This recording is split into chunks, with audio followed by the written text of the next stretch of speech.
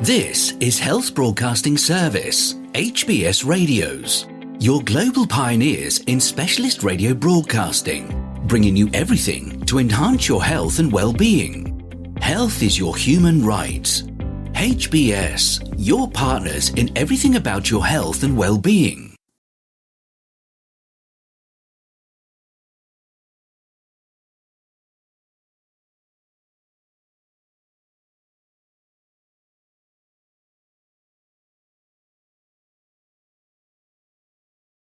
The Daily News Dose coming to you from the Health Broadcasting Service, HBS Radio Live Channel, UK.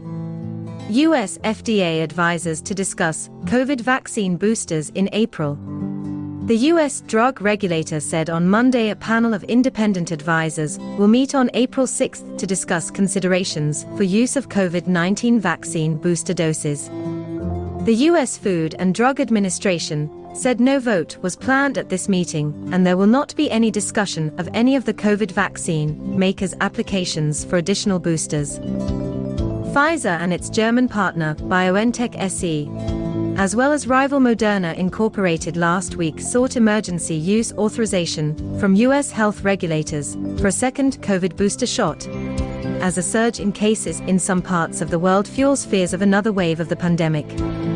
The FDA's Vaccines and Related Biological Products Advisory Committee's discussion will focus particularly on factors that need to be looked at to update the strains that make up the vaccines, as well as the timing and populations for booster doses. Now is the time to discuss the need for future boosters as we aim to move forward safely, with COVID-19 becoming a virus like others such as influenza that we prepare for, protect against, and treat, said Peter Marks, Director of FDA's Center for Biologics Evaluation and Research. Next, Rhode Island reaches $107 million opioid settlements with Teva and Allergan. Rhode Island's Attorney General on Monday announced settlements he valued at $107 million against the drug makers, Teva Pharmaceutical Industries, and AbbVie's Allergan unit to resolve claims over their roles in fueling an opioid epidemic in the state.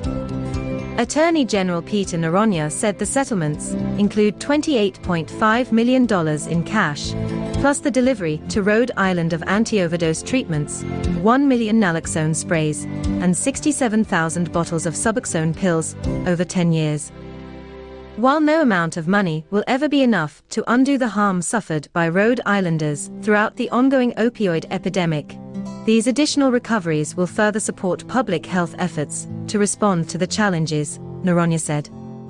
Israel-based Teva, the world's largest generic drug company, called its settlement a critical step forward in getting life-saving treatments to the people who need them.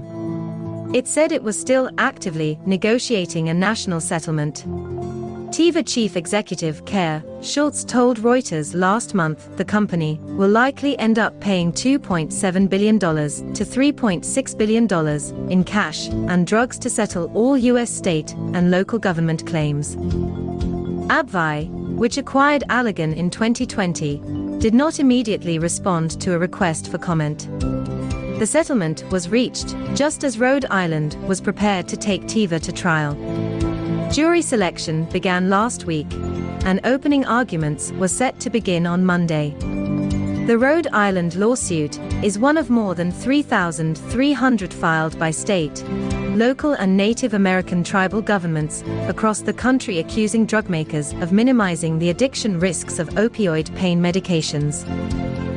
More than 500,000 people have died due to opioid overdoses in the past 2 decades, according to the U.S. Centers for Disease Control and Prevention. Rhode Island valued Teva's contributed medicines at $78.5 million. The company reached a similar $225 million settlement recently with Texas, which included $75 million in contributed drugs. Concerns about the value of those drugs have been a sticking point in Teva's attempt to reach nationwide settlement agreement. Hunter Skolnick, a lawyer who represents opioid plaintiffs in other cases, called the use of the list price a smoke and mirrors technique that artificially inflates the settlement's value. Vincent Green, an attorney who represented Rhode Island in the Teva case, said the inclusion of treatment drugs will save lives immediately and in the years to come. Rhode Island has reached all cash settlements from other defendants, giving the state more flexibility to accept non-cash contributions from Teva, Green added. Other defendants in the Rhode Island case settled long before the trial, including the largest U.S. drug distributors McKesson Corp., AmerisourceBergen Corp., and Cardinal Health Incorporated.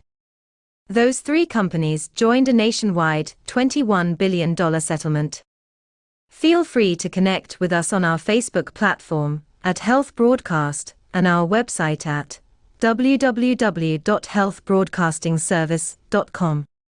And please remember to press the subscribe button to stay abreast of timely, vital, and authentic health news developments from around the world, delivered to you by the Health Broadcasting Service UK on our YouTube channel.